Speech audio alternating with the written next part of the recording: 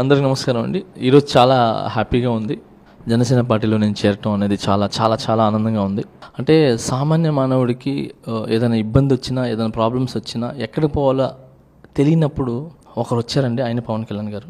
So ఆయన ఎప్పుడు మీతో ఉంటారు, మీ గురించి నిలబడతారు, మీ గురించి ఫైట్ చేస్తారు. ఆయన వెనకాల మేము ఉంటాం.